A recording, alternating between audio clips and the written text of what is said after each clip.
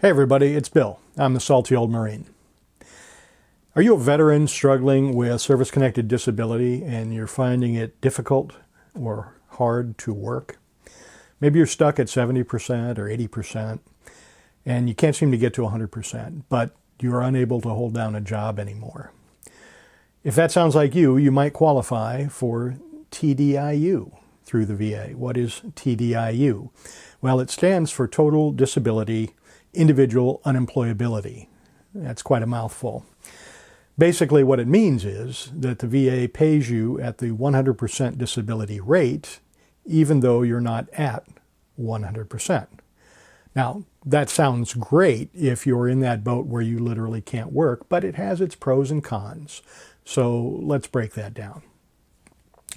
So first of all, TDIU, Total Disability Individual Unemployability, is a benefit for veterans who cannot hold down substantially gainful employment. What do we mean by substantially gainful? We mean basically anything over the poverty level.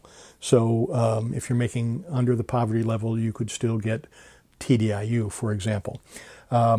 So basically, it's the same amount, right? If you got 100% because you added up all your disabilities and they reached 100%, you would draw the 100% rating and that amount of money. Well, TDIU basically jumps the line. So say you're at 60% or 70% and you're awarded TDIU, you will get 100%, even though you were not rated at 100%. But of course, there is a catch. There's a number of catches, and that's what we're going to talk about. So not every veteran qualifies for TDIU. First of all, you have to have at least one service connection at 60% or higher. I'm at 60%, but I have a 10% and a 50%, so that would not qualify me for TDIU, even if I could not hold down a job. Or two or more service-connected disabilities with one at 40% or higher and a combined rating of at least 70. Okay, so a little more complex. Because I have 110% and 150%, that kind of qualifies me, but the total for me is 60, not 70. So I'm back out of being qualified again. Your situation may be different. However, you might still be able to get TDIU, even if you don't meet those two requirements, through something called extra scheduler TDIU. Basically, it means you've thrown yourself on the mercy of the court, and even though you do not meet those qualifications, you still can't work, and it's due to your VA disability. So it is still possible to get your 100% TDIU, even if you don't meet those qualifications that I just mentioned. So the pros, some of them are very obvious. You get 100%, right? So you don't have a 100% rating, but you get paid as if you did. So that bumps you to 100%, which is big money compared to 90%, for example. Some people think, oh, 90% to 100%, that's only 10%. Not in VA world, my friends, not in VA world. So if you have, say, a spouse, 100% is like over $4,000 a month, and 90% is a whole lot less than that. So you can check the ratings. I'll put a link in the description. But yeah, 100% is definitely where you want to be in terms of maximizing your VA disability income. Some additional benefits are, if you get to 100% through either TDIU or any other way, you might be able to qualify for CHAMP VA for your dependents, meaning, say, for example, you have a spouse and your spouse is on Medicare because you don't have a job, right? Well, as we all know, Medicare doesn't pay all the bills. CHAMP VA actually steps in and pays the difference between what the Medicare pays and what you would have to pay out of pocket. So that's a big one for a spouse, for example, or a dependent. You get commissary and exchange privileges. Some states give a tax exemption. For example, if you I live in Michigan. If I were to get to 100%, no matter how I got there, I could get my property tax on my house waived by the state of Michigan, which is a fantastic benefit, but it's only for those who are at 100%. even if your individual disability ratings drop, so say in the future the VA drops one of your ratings, if you're rated TDIU, you're still TDIU. You'll still get that 100%. Now, let's talk about some of the cons, because TDIU is not a walk in the park and it's not a panacea, right? It's nothing you really want if you can still work. If you can't work, well, it's for you. But first of all, work restrictions. So again, if you tell the VA, hey, I can't work, I cannot hold down a job due to my service-connected disabilities, and if you're able to prove that to the VA and they award you TDIU, well, then you can't work. Does that make sense? I mean, we have to say, I'm not able to work. You can't then turn around and work. That's not how this goes. So please understand that.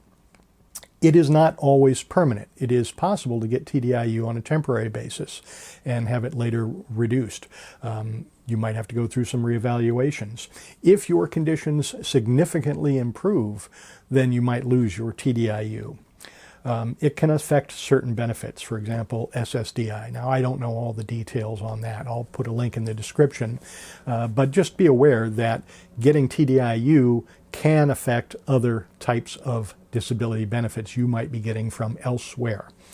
So let's just compare the two, right? There's 100% what they call scheduler, meaning you have a 100% rating through one rating or variety of ratings, but it's added up to 100%, or TDIU on the other hand, right? So what's the difference? Work eligibility is the biggest one, right? If you've earned 100% through one or more VA disability ratings that added up to 100%, you can still work. That's one of those myths that we busted in a previous video. You can still work, no matter what you've heard. If you're at 100%, and it's not TDIU, you can still work. Get that through your head. Okay, very important. However, TDIU, well, you told the VA you could not work. That's why you're getting TDIU. So no, you cannot work. So pros and cons there, right? Stability.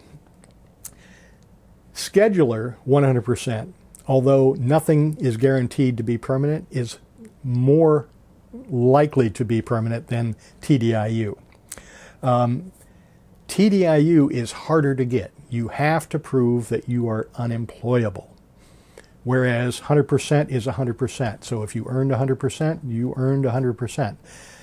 You've already proven it. You don't have to go that extra mile and prove that you now cannot work as well. Strengthening your TDIU claim if you need to make one.